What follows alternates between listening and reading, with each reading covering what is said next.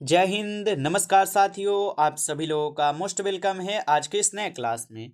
साथियों, आज के इस क्लास में हम सभी लोग जो है पढ़ने वाले हैं बीएसएससी कार्यालय परिचारी भर्ती 2025 के एग्जाम के लिए मोस्ट इम्पोर्टेंट प्रीवियस ईयर के क्वेश्चन को, जो कि साथियों आपके बीएसएससी कार्यालय परिचारी भर्ती 2025 के एग्जाम के लिए काफ़ी इम्पोर्टेंट है।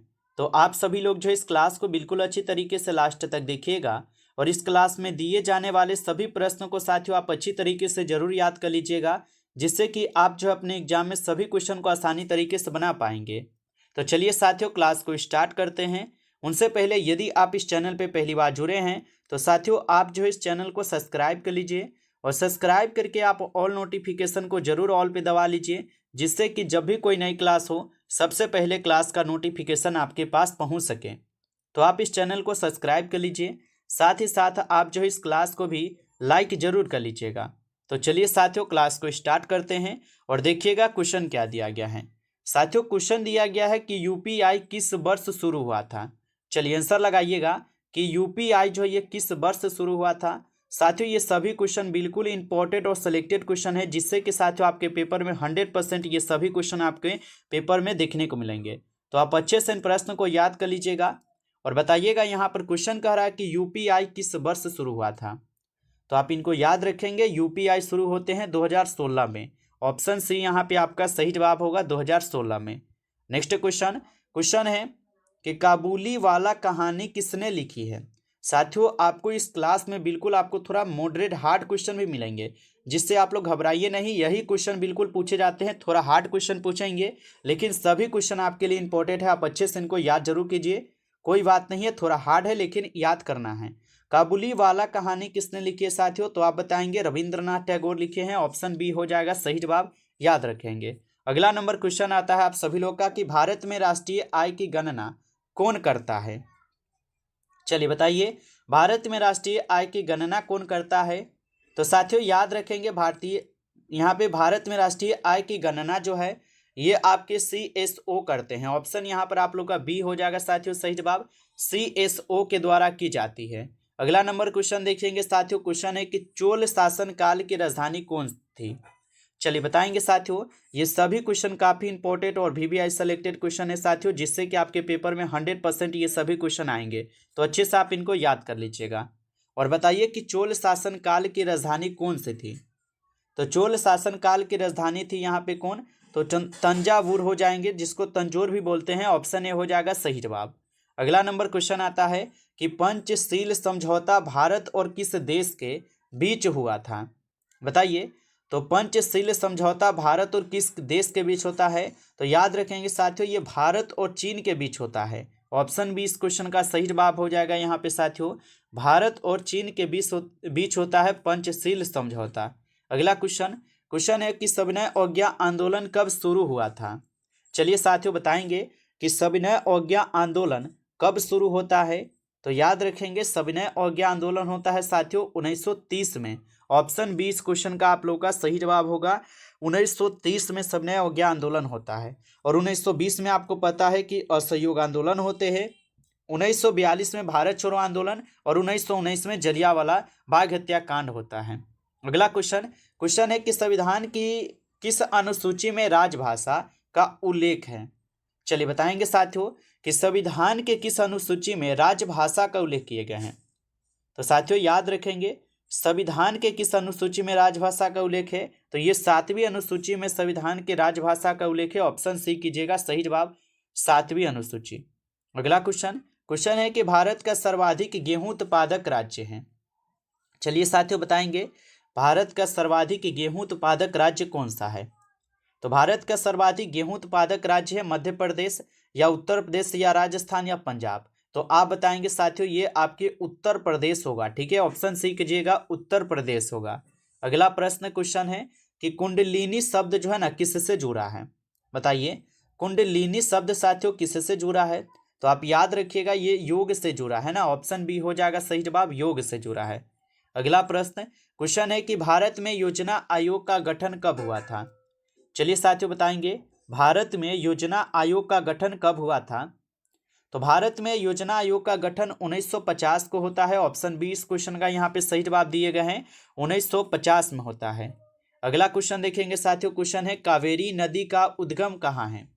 बताइए कावेरी नदी का उद्गम कहाँ पर है साथियों? तो याद रखेंगे कावेरी नदी का उद्गम हो जाएंगे ब्रह्मगिरी में। ऑप्शन यहाँ पर आप लोग का बी सही जवाब है, ब्रह्मगिरी होगा। नेक्स्ट क्वेश्चन है कि न्याय सिद्धांत किस दार्शनिक का है? चलिए बताइए न्याय सिद्धांत किस दार्शनिक का हो जाएगा? तो न्याय सिद्धांत जो है साथियों ये गौतम के दार्शनिक का है। ऑप्शन ए हो जाएगा सही जवाब गौतम। नेक्स्ट क्वेश्चन है नाटो किस वर्ष बना था? चलिए बताएंगे नाटो किस वर्ष बना था? तो नाटो जो है साथियों 1949 में बनता है। ऑप्शन बी सही जवाब है यहाँ पर, 1949 में बना था। अगला क्वेश्चन देखिए साथियों। क्वेश्चन है कि भिन्नमत का संबंध जो है ना किससे है? चलिए बताइए कि भिन्नमत का संबंध किससे है? तो याद रखेंगे राजनीति से है। ऑप्शन बी इस क्वेश्चन का सही जवाब है साथियों, राजनीति से जो है भिन्नमत का संबंध है। अगला क्वेश्चन दिया गया है कि आरबीआई का मुख्यालय कहाँ है? चलिए आंसर लगाइए। और साथियों आप लाइक नहीं किए हो इस क्लास को अभी तक, तो आप इस क्लास को एक बार ज़्यादा से ज़्यादा लाइक कर लीजिए, ठीक है।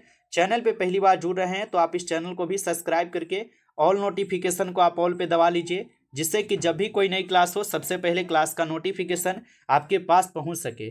तो आप इस चैनल को सब्सक्राइब कर लीजिए। और यदि आपको पीडीएफ चाहिए रिवीजन के लिए तो आप कमेंट करके बताइए, आप लोग के लिए पीडीएफ भी यहाँ से हम अपलोड कर देंगे ताकि आप लोग रिवीजन कर पाएंगे। और बताइएगा क्वेश्चन कह रहा है कि आरबीआई का मुख्यालय कहाँ है? तो आरबीआई का मुख्यालय मुंबई में है। ऑप्शन यहाँ पर आप लोग का बी सही जवाब है, याद रखिएगा। चलिए अगला प्रश्न देखिएगा साथियों। क्वेश्चन है और क्वेश्चन क्या है कि मेघदूत किसकी रचना है? चलिए बताइएगा साथियों मेघदूत जो है ये किसकी रचना है?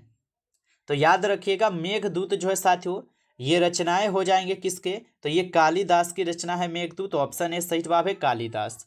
अगला क्वेश्चन देखिएगा। क्वेश्चन है कि विश्व का सबसे बड़ा रेगिस्तान है। बताइए साथियों विश्व का सबसे बड़ा रेगिस्तान कौन सा हो जाएगा? तो विश्व का सबसे बड़ा रेगिस्तान है सहारा रेगिस्तान। ऑप्शन ए सही जवाब है सहारा रेगिस्तान। अगला क्वेश्चन देखेंगे साथियों। क्वेश्चन है यूरी गागरिन किस देश के थे? चलिए बताएंगे साथियों यूरी गागरिन जो है ये किस देश के थे? आंसर लगाएंगे। तो यूरी गागरिन हो जाएंगे रूस देश के। ऑप्शन बी सही जवाब है रूस देश। अगला क्वेश्चन देखिएगा साथियों। क्वेश्चन है कि भारत का सबसे पुराना उच्च न्यायालय कौन सा है? चलिए बताइए कि भारत का सबसे पुराना उच्च न्यायालय कौन सा है? तो भारत का सबसे पुराना उच्च न्यायालय हो जाएंगे साथियों कौन सा? तो आप याद रखेंगे साथियों कोलकाता हो जाएगा। ऑप्शन ए सही जवाब है कलकत्ता। चलिए आगे देखिएगा। क्वेश्चन है कि साइमन आयोग कब आया था? चलिए साथियों आंसर लगाइए इसका कि साइमन आयोग कब आया था? तो याद रखिएगा साइमन आयोग जो है 1928 को आए थे। ऑप्शन बी इस क्वेश्चन का सही जवाब है साथियों, याद रखेंगे साइमन आयोग 1928 में आता है। चलिए अगला क्वेश्चन देखिएगा। क्वेश्चन है कि पहला पंचवर्षीय योजना वर्ष है। तो पहला पंचवर्षीय योजना वर्ष कौन सा हो जाएगा? तो पहला पंचवर्षीय योजना वर्ष जो है यहाँ पर 1951 है। ऑप्शन सी सही जवाब है 1951। नेक्स्ट क्वेश्चन साथियों कि टिड्डी दल किसका उदाहरण है? तो टिड्डी दल जो है ये साथियों उदाहरण है जनसंख्या का। ऑप्शन यहाँ पर आप लोग का 20 सही जवाब है जनसंख्या। अगला क्वेश्चन है कि फ्लिंट सिस्टम किससे जुड़ा है? तो फ्लिंट सिस्टम जो है साथियों ये जुड़े हुए हैं आपके समुद्र व्यापार से। ऑप्शन बी सही जवाब है समुद्र व्यापार। अगला क्वेश्चन है कि किस राज्य में सर्वाधिक वन क्षेत्र है? बताइएगा किस राज्य में सर्वाधिक वन क्षेत्र हो जाएंगे? आप सभी लोग बताएंगे। तो याद रखेंगे साथियों ये मध्य प्रदेश में है। ऑप्शन ए सही जवाब है मध्य प्रदेश। अगला क्वेश्चन आता है। क्वेश्चन है भारतीय दंड संहिता कब लागू हुई थी? चलिए साथियों बताइए भारतीय दंड संहिता कब लागू हुई थी?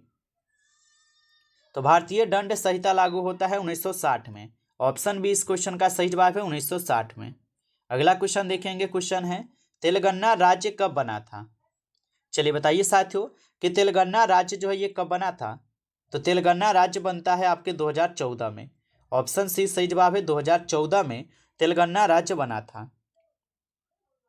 अगला क्वेश्चन देखिएगा साथियों। क्वेश्चन है भगवान महावीर का जन्म जो है कहाँ हुआ था? बताइएगा साथियों कि भगवान महावीर का जन्म जो है कहाँ पर हुआ था?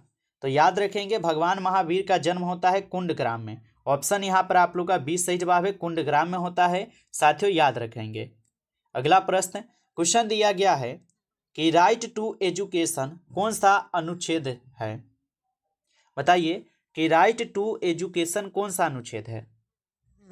तो राइट टू एजुकेशन जो है साथियों ये आपके अनुच्छेद 21 के ए है। ऑप्शन ए हो जाएगा सही जवाब, अनुच्छेद 21 के ए होगा।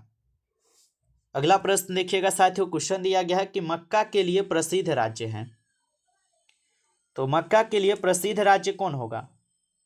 तो मक्का के लिए प्रसिद्ध राज्य जो है साथियों यहां पर हो जाएंगे कर्नाटक। ऑप्शन सी सही जवाब है, कर्नाटक।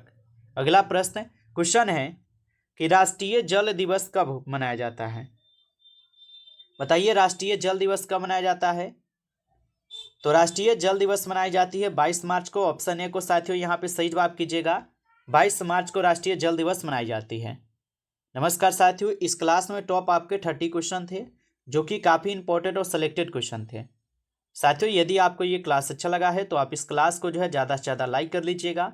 चैनल पे पहली बार जुड़े हैं तो आप इस चैनल को सब्सक्राइब कर लीजिए और सब्सक्राइब करके आप ऑल नोटिफिकेशन को जरूर ऑल पे दबा लीजिए, जिससे कि जब भी कोई नई क्लास हो सबसे पहले क्लास का नोटिफिकेशन आपके पास पहुंच सके। तो आप इस चैनल को सब्सक्राइब कर लीजिए। साथ ही साथ यदि आपको पीडीएफ चाहिए तो आप साथियों कमेंट करके पीडीएफ के लिए बता सकते हैं। चलिए फिर मिलते हैं आपसे एक नई टॉपिक के साथ नेक्स्ट क्लास में। तब तक के लिए जय हिंद, जय भारत।